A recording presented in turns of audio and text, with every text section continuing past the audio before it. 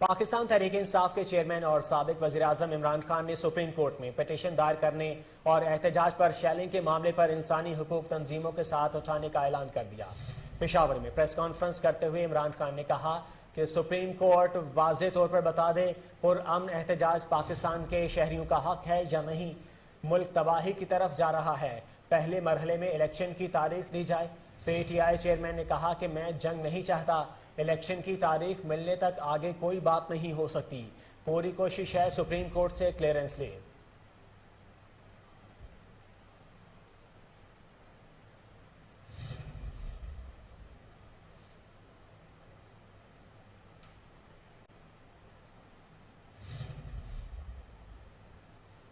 मुस्लिम league नून की नायब सदर मरियम नवाज बहावलपुर में जलसे से खिताब कर रही हैं। आपको बराह रास्त लिए चलते हैं। आपको लंदन से नवाज शरीफ की तरफ से भी अस्सलाम अलैकुम, शहबाज शरीफ की तरफ से भी अस्सलाम अलैकुम। मैं चली आती हूं इतनी दूर से, मैं चली आती हूं इतनी दूर से, कुछ तो निस्बत है बहावलपुर से।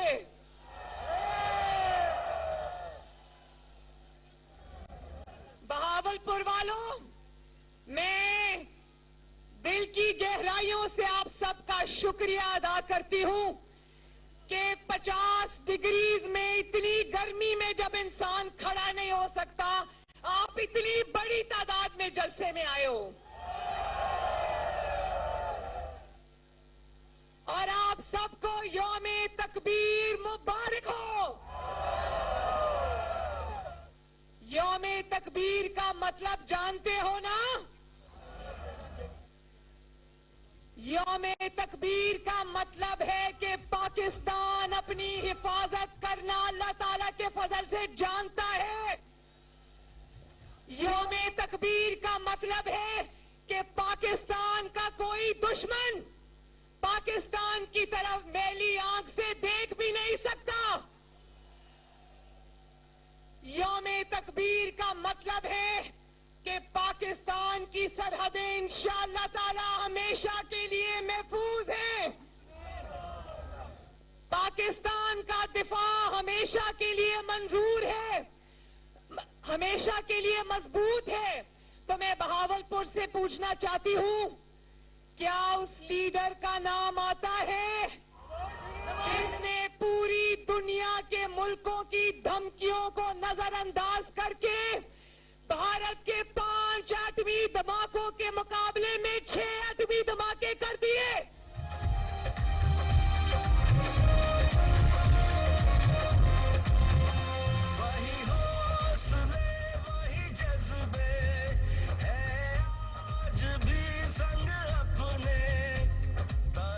खुशहाली के कदम किसी रुकावट से नहीं रुकने।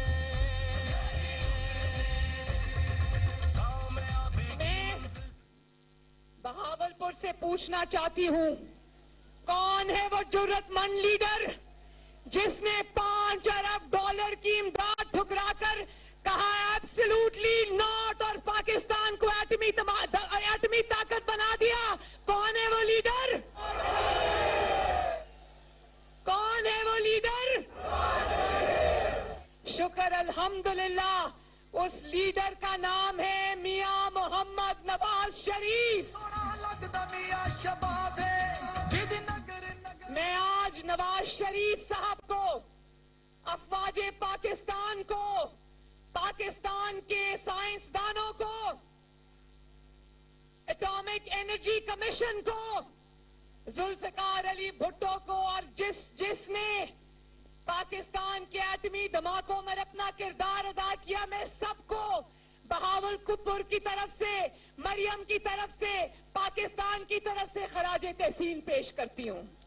और बहनों, मुझे पता चला है कि कभी भी बहावलपुर में इतनी तादाद में खवातीन नहीं निकली। बड़ी मेहरबानी आपकी। मैं अपनी माँ, बहनों, बेटियों को सलाम अर्ज करती हूँ। बहावलपुर वालों, वो जो पीछे स्टेज के लोग खड़े, मैंने पूरी कोशिश की थी कि वो भी आगे आ जाएं।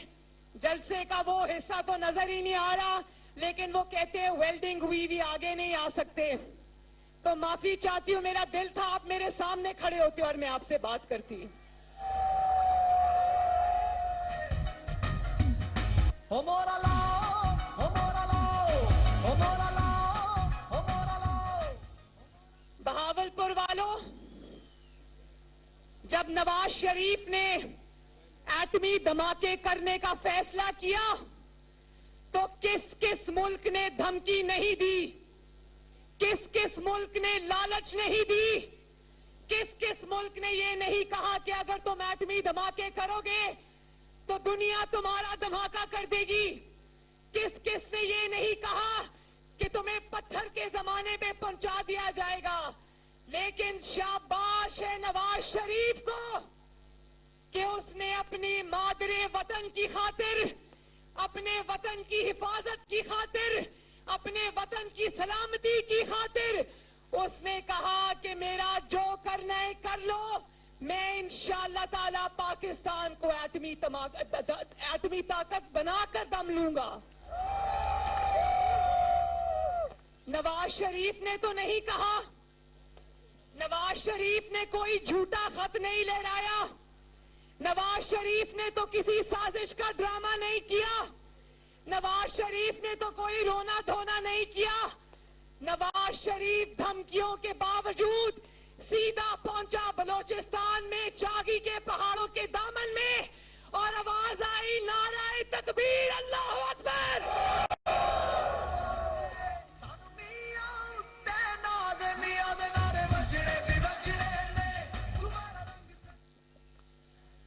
मेरे भाइयों बहनों, ये होती है खुददारी, ये होती है आजादी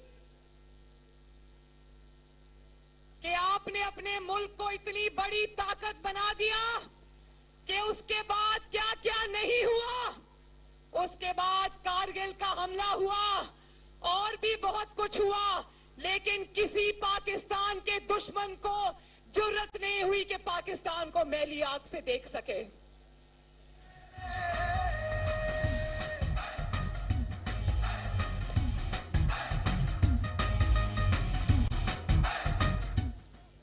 नवाज शरीफ ने सिर्फ एटमी धमाके नहीं किए, नवाज शरीफ ने इस मुल्क को मिसाइल प्रोग्राम दिया, जेएफ थंडर के तैयारे दिए, और सिर्फ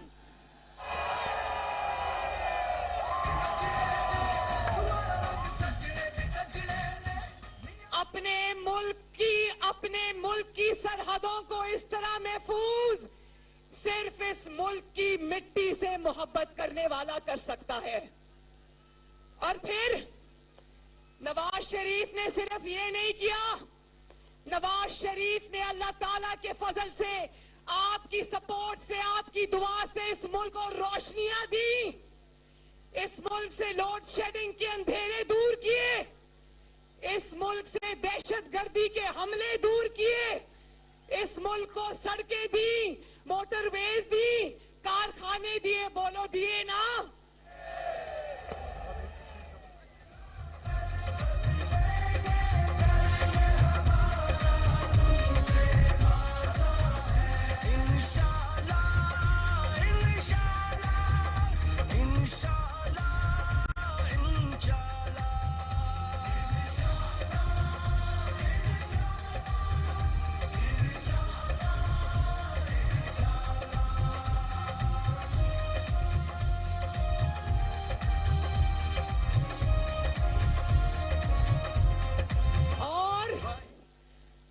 नवाज शरीफ ने दिन रात मुल्क की खिदमत की और उस पर तनकीद करके अपनी सियासत को चमकाने वाला फितना खान, कौम तुमसे पूछती है कि तुमने कौम को क्या दिया, सवाए लच्चरपन के, सवाए बदतमीजी के, सवाए गालियों के, सवाए गुर्बत के, सवाए इफलास के, सवाए महंगाई के, सवाए महंगी रोटी के, सवाए महंगी बिजली के, सवाए IMF को गिरवी रखने के तुमने पाकिस्तान को क्या दिया?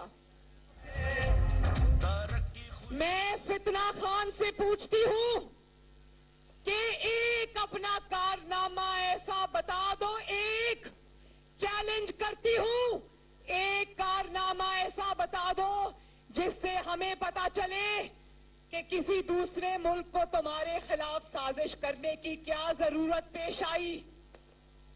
बहावलपुर के मेरे भाइयों और मेरी बहनों,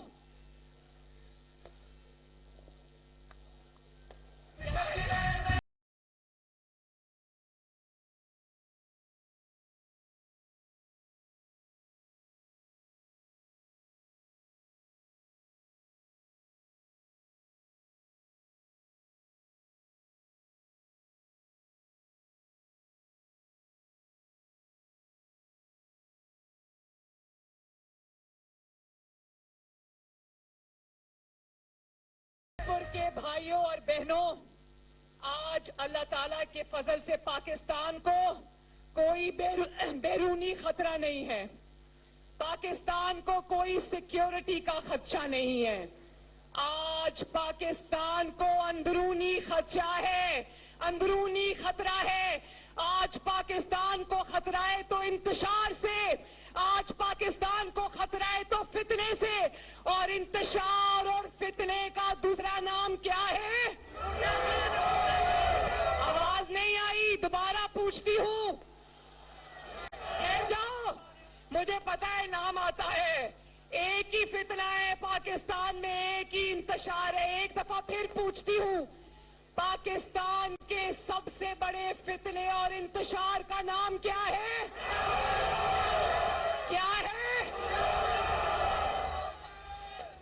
देखो, लोग जानते हैं कि आपकी शायद आवाज माइक में ना आ रही हो, मैं आपकी आवाज बन के पाकिस्तान की कौम को बताती हूं कि बहावलपुर यक जबान होकर कह रहा है कि पाकिस्तान के सबसे बड़े फितने का, पाकिस्तान के सबसे बड़े इंतशारी का नाम है इमरान खान।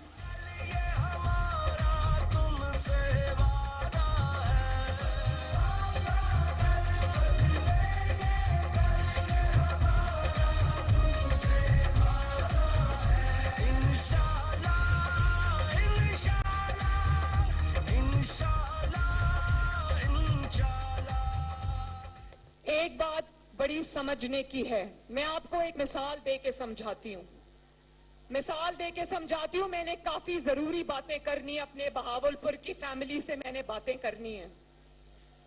मैं ये कहती हूँ कि जब एक घर में गुर्बत होती है, जब एक घर में इफलास होता है, तो उस गुर्बत और इफलास से घर की तबाही नहीं आती, घर वाले फिर भी जिंदा रहते हैं।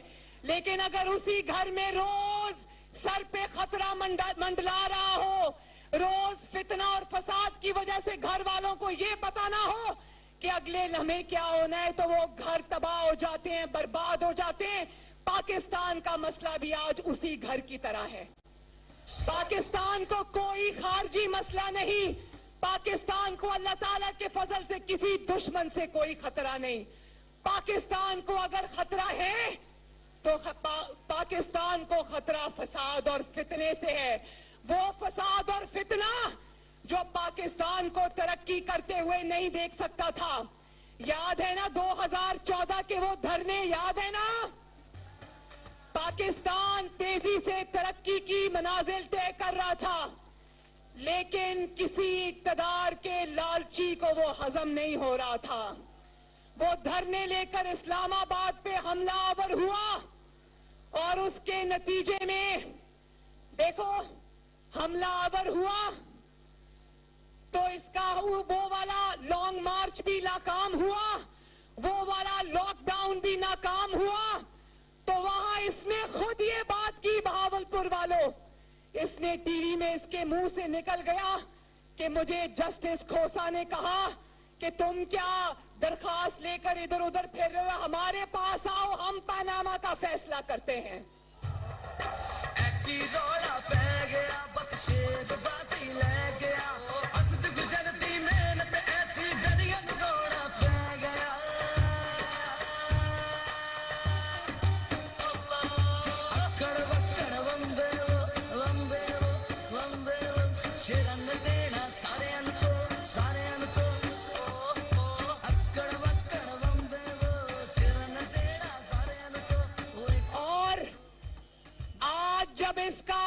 दूसरा लॉन्ग मार्च भी बुरी तरह नाकाम हो गया, बुरी तरह फेल हो गया।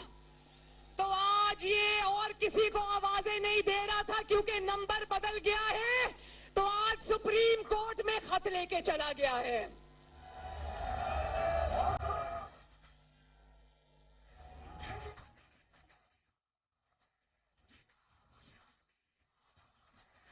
बारो क्या अदालतों का अब यही काम रह गया है कि जहां जहां इमरान फेल हो जाए वो इसकी मदद के लिए आए? क्या अब अदालतों का ये काम रह गया है? इमरान खान, जो इनकलाब तुम बजरिया सुप्रीम कोर्ट लाना चाहते हो, इंशाअल्लाह ताला सुप्रीम कोर्ट और पाकिस्तान के अवाम उसको भी नाकाम बना देंगे इंशाअल्लाह।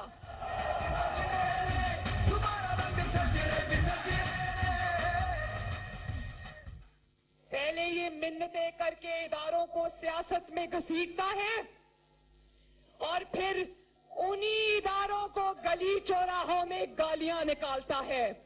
तो मैं सुप्रीम कोर्ट को अदब से कहना चाहती हूं, इस इंतशारी से, इस फितनेबाज से, इसकी सियासत से दूर रहे, क्योंकि supreme court of Pakistan Pakistan का इदारा है, उसको गैर जानिबदार रहना होगा। क्यों मेरी बात की तायीद करते हो ना?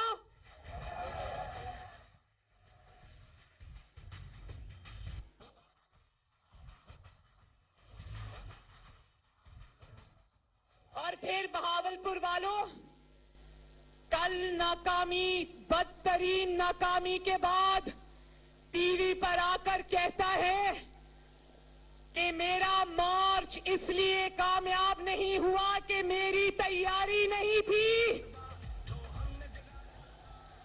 तो मैं ये पूछना चाहती हूं कि बंदे लाने की तुम्हारी तैयारी नहीं थी, आगे लगाने की तुम्हारी पूरी तैयारी थी। पाकिस्तान है एक काम दुनिया का बताया बंदे लाने की तुम्हारी तैयारी नहीं थी, लेकिन पुलिस के जवानों के सीनों में सीधी गोलियां उतारने की तुम्हारी पूरी तैयारी थी। और जब 4 साल ये पाकिस्तान की तबाही करके गया, पाकिस्तान की मईशत की तबाही कर कर गया, पाकिस्तान के अवाम को रोटी से मजबूर करके गया, लोड शेडिंग के अंधेरे देकर गया, तो बाहर आके कहता है कि तैयारी के बगैर हुकूमत में नहीं आना चाहिए। तो मैं तुमसे ये पूछना चाहती हूँ, ये पाकिस्तान 22 करोड़ का मुल्क है या जानवरों का मुल्क है जिसके ऊपर तुम ये सारे तजर्बे करते रहोगे? अब तो जानवरों के भी हकूक होते हैं, तुमने 22 करोड़ को जानवरों से भी कमतर समझ लिया है। और फिर मैंने कल देखा कि वो जो 2 बच्चे शहीद हुए थे पीटीआई के कारकुन, मैं उनके घर वालों से इजहार अफसोस भी करती हूं, इजहार हमदर्दी भी करती हूं। जिनके घर इमरान खान गया, उसके बच्चों को दूसरों की नकल करके गोद में बिठाया था, तो वो बच्चे पूछते तो होंगे कि अंकल इमरान खान, तुम्हारे अपने बच्चे बाहर लंदन में ठंडी हवाओं में बैठे हुए, हमारे बाप को किस पादाश में तुमने गोलियों से मरवा दिया? तुमसे वादा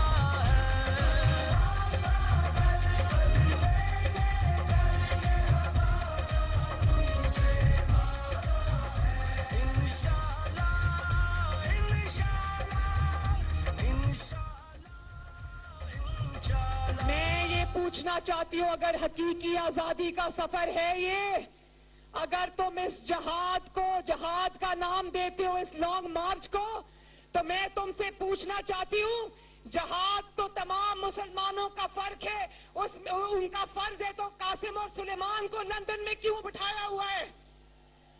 तुम्हारे बच्चे लंदन की ठंडी हवाओं में, मेरी कौम के बच्चे सड़कों पे लू के तपेड़े खाने के लिए। मैं ये पूछना चाहती हूं कि सबसे पहले तो अपने बेटों को कहें कि ताजे बरतानिया का तौक गले से उतार कर आए, ब्रिटिश पासपोर्ट को आग लगा कर आए और आए आजादी मार्च को लीड करें। और फिर मैंने ये भी देखा कि पाकिस्तान में इसके जो फॉलोअर्स हैं उनको इसने इतनी गंदी जुबान सिखा दी।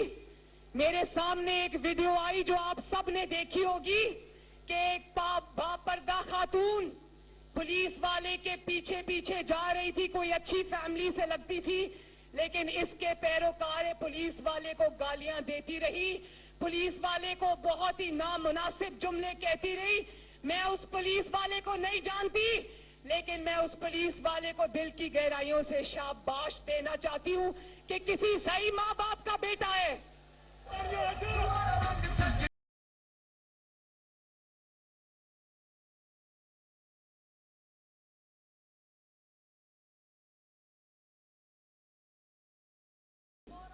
ऊपर से मजहब का लिबादा ओढ़ लेता है, कभी रियासत मदीना का नाम अपनी नापाक जुबान से लेता है, कभी बिस्मिल्लाहिर्रहमानिर्रहीम पढ़कर इया का नाबुदु व इया का नस्ताईन पढ़कर औरतों पर जुमले कसता है अपनी तकरीरों के अंदर। इया का नाबुदु व इया का नस्ताईन पढ़कर झूठ के अंबार लगा देता है। और वो वीडियो देखी थी ना, जो इसके पीछे खड़ा आइन शिकन कासिम सूरी इसको कह रहा था, खान साहब थोड़ा सा इस्लामिक टच दे दे, इस्लामी टच दे दे। पाकिस्तान है एक कौम दुनिया का बताया था। जो इंसान अपनी सियासत के लिए मजहब का इस्तेमाल करे, उस इंसान से ज्यादा खतरनाक इंसान कोई नहीं। और असलियत ये है कि कल टीवी में कह रहा था सुलह हुदैबिया, और सुलह हुदैबिया कहना नहीं आ रहा था, कह रहा था हुदैबा हुदैबा। और फिर सल्लल्लाहु अलैहि वसल्लम नहीं आ रहा था कहना, कहता है सल्लल्लाहु अलैहि वसल्लम। ये है इसकी असल हकीकत।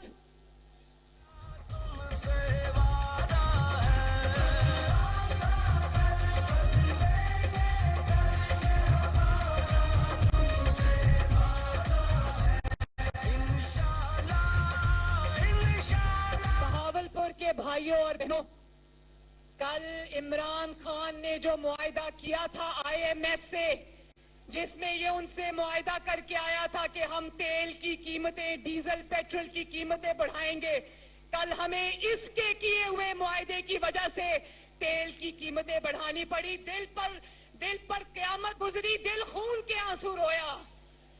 लेकिन 1 रुपया भी किसी चीज पे बढ़ता है, यकीन करो, मैं खुदा की कसम खाकर कहती हूँ, नवाज शरीफ का दिल रोता है, शहबाज शरीफ का दिल रोता है, मरियम नवाज का दिल रोता है।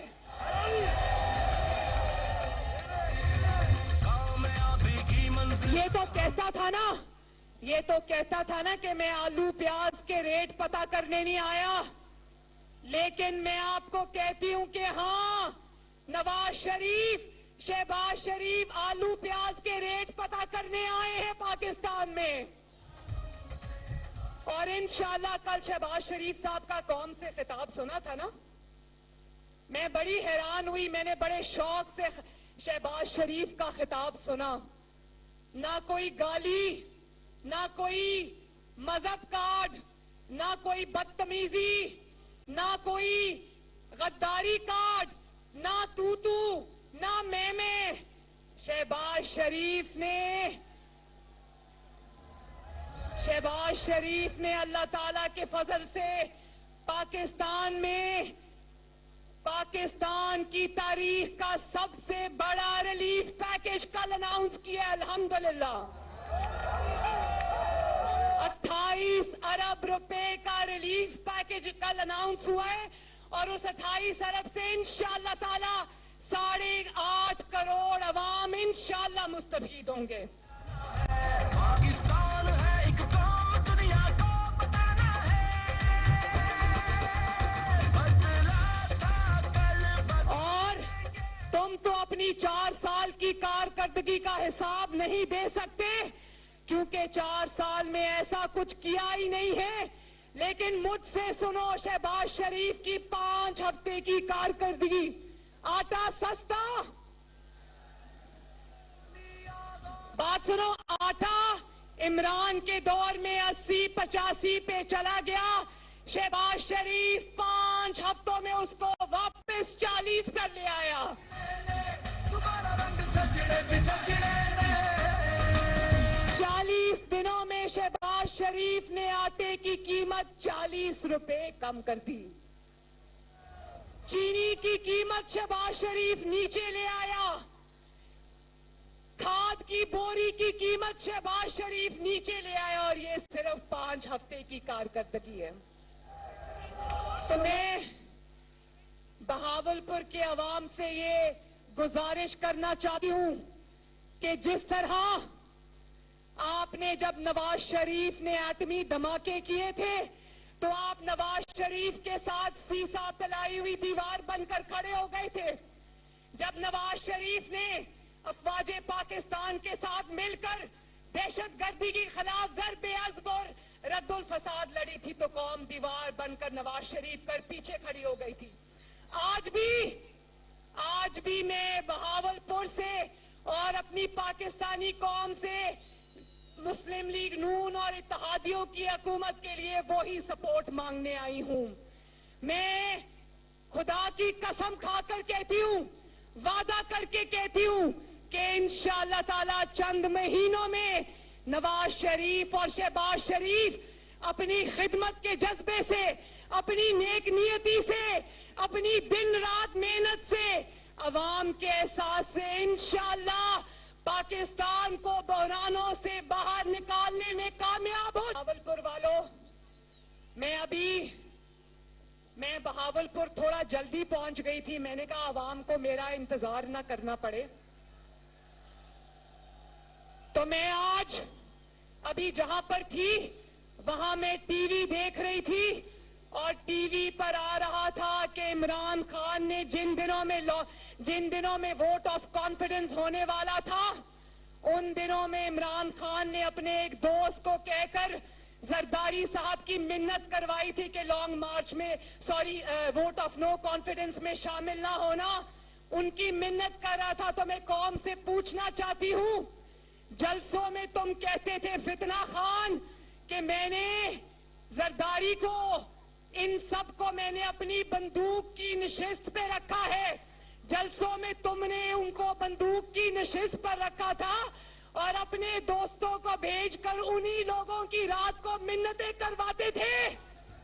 सजने ने दोबारा रंग सजने भी सजने ने अगर बकौल तुम्हारे साजिश हुई थी, तो उन्हीं साजिशों की चुपके चुपके मिन्नत क्यों किया करते थे?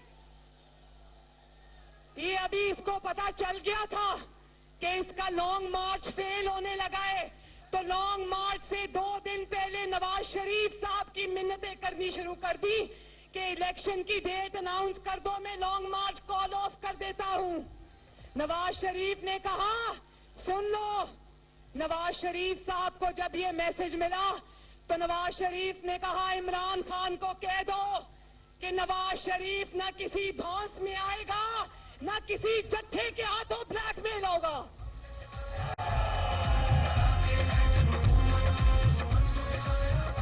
पाकिस्तान है एक कौम दुनिया का बताया था। और अच्छा हुआ, मैं पाकिस्तानी कौम को मुबारकबाद देना चाहती हूं कि बहावलपुर में, मैंने सुना बहावलपुर से भी कोई नहीं निकला,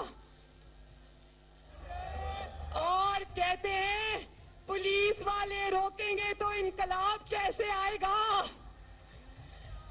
भाई, वोट को इज्जत दो को भी पुलिस वाले रोका करते थे, नवाज शरीफ को भी पुलिस वाले रोकते थे, मरियम नवाज शरीफ को भी उठाकर डेथ सेल में तुमने फेंका।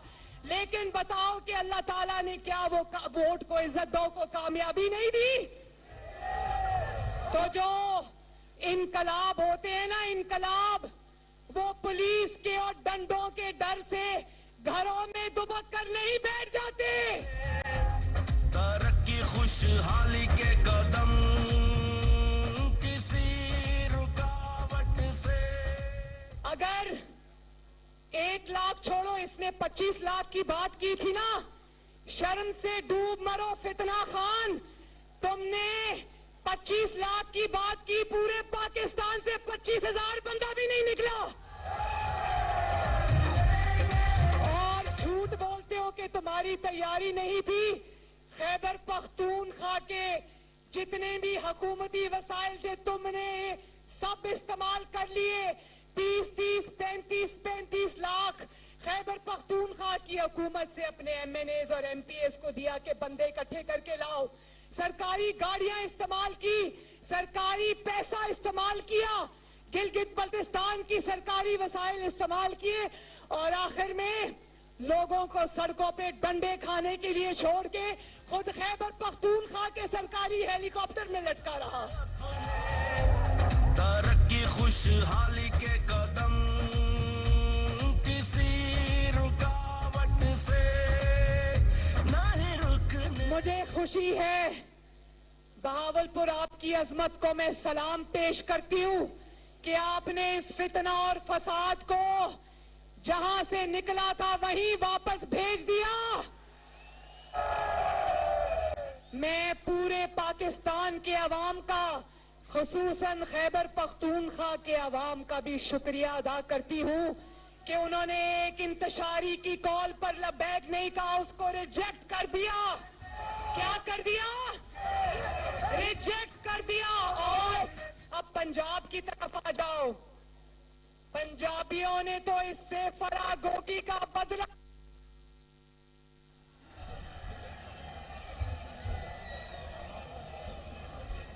इससे मैं बताऊं, जो हमारे पास इंटेलिजेंस की रिपोर्ट्स आई हैं, किसी शहर में भी पंजाब में ये 200 से ज्यादा बंदा इकट्ठा नहीं कर सका। और डालो इमरान खान, और डालो पंजाब के हक पे डाका, और लगाओ उस्मान बुजदार को 12 करोड़ पंजाबियों की किस्मत का मालिक, और लूटो पंजाब को। फरागोगी के जरिए लोगों ने फरागोगी पंजाबियों, साउथ पंजाब वालों, एक मिनट, मैं जनूबी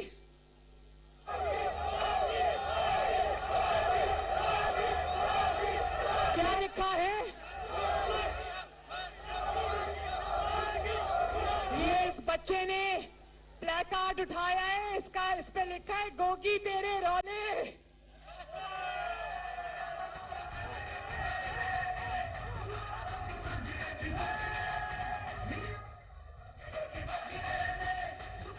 और लोगों को 4 साल तो अभी लोगों को जब से हुकूमत से निकला है, अचानक इसकी याददाश्त वापस आ गई है। इसको महंगाई भी याद आ गई है, महंगा तेल भी याद आ गया, IMF भी याद आ गया है, डॉलर की कीमत भी याद आ गई है। 4 साल बाद नींद से उठा है। तो मैं इसको ये पूछना चाहती हूँ, अब जबकि तुम कह रहे हो रूस से मेरा सस्ते तेल का मुआहदा होने जा रहा था, तो वो मुआहदा हुआ क्यों नहीं? 4 साल तक हुकूमत में बैठे रहे, बार बार तेल की, डीजल की, पेट्रोल की कीमतें IMF के कहने पर बढ़ाते रहे। उस वक्त रूस से मुआहदा क्यों नहीं किया? क्या उस मुआहदे पर गोगी के दस्तखत के इंतजार था?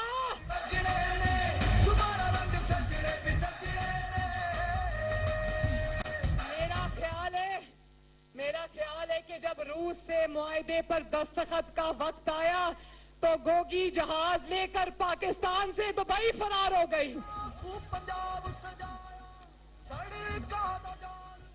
तो मुझे खुशी है, मैं जनूबी पंजाब से सबको ये कहना चाहती हूँ कि इन्होंने जनूबी पंजाब का इमरान खान ने आपसे झूठा वादा किया। मुड़कर जब हुकूमत बना ली तो मुड़कर कभी जनूबी पंजाब को पूछा तक नहीं। लेकिन नवाज शरीफ ने आते ही लाहौर से नहीं, गुजरावाला से नहीं, सरगोदा से नहीं, बहावलपुर से जनूबी पंजाब से पंजाब के गवर्नर का इंतखाब कर लिया। नया गवर्नर पंजाब है बहावलपुर का बेटा बलीगुर रहमान। आगाज है। इंशाअल्लाह मुस्लिम लीग नून जो कमी रह गई है जनूबी पंजाब की खिदमत में, इंशाअल्लाह मरियम नवाज आपके सामने ये खड़ा होकर वादा करती है कि इंशाअल्लाह ताला वो तमाम कमियां दूर करेंगे और जनूबी पंजाब को इंशाअल्लाह ताला चमकता दमकता बनाएंगे। तो आखिर में मेरे साथ मिलके वादा करो कि अगर इस मुल्क की खातिर मुश्किल फैसले करने पड़ते हैं तो नवाज शरीफ का साथ दोगे? अगर पाकिस्तान को बचाने के लिए मुश्किल फैसले करना पड़ते हैं तो मुस्लिम लीग नून की हुकूमत का साथ दोगे? अगर आप इंशाअल्लाह ताला इसी तरह साथ दोगे तो मैं वादा करती हूं कि नवाज शरीफ और शहबाज शरीफ चंद महीनों के अंदर इंशाअल्लाह ताला आवाम को तमाम मुश्किलात से निकाल कर ले जाएंगे। ये मेरा बहावलपुर से वादा है, जनूबी पंजाब से वादा है, पंजाब से वादा है, खैबर पख्तूनख्वा से वादा है, सिंध से वादा है, बलोचिस्तान से वादा है। इंशाअल्लाह ताला बोलो इंशाअल्लाह।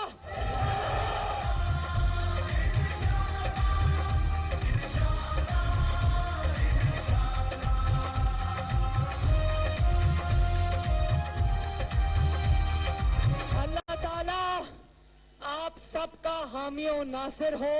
एक दफा पूरी आवाज से, पूरे जोर से हाथ उठाकर यौमे तकबीर पे नारा लगाओ, नाराए तकबीर, नाराए रिसालत सल्लल्लाहु अलैहि वसल्लम। और अब नारा लगा दो, नवाज शरीफ, शहबाज शरीफ। और पाकिस्तान के तूलो अर्ज में आखिरी नारे की आवाज जानी चाहिए, पाकिस्तान, पाकिस्तान जिंदाबाद, पाकिस्तान हमेशा पाइंदाबाद, बहावलपुर जिंदाबाद, बहावलपुर 100 दफा जिंदाबाद। अल्लाह ताला आप सबका हामी और नासिर हो। अल्लाह हाफिज।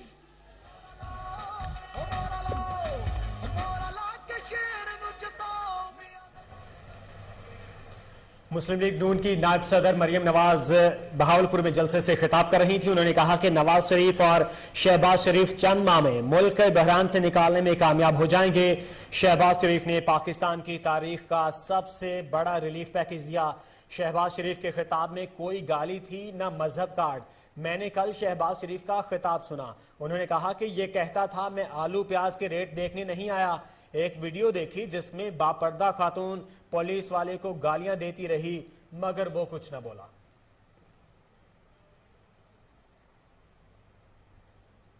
न्यूज स्टूडियो से फिल वक्त के लिए इतना ही। मजीद खबरों और अपडेट्स के लिए देखते रहिए कोहिनूर न्यूज।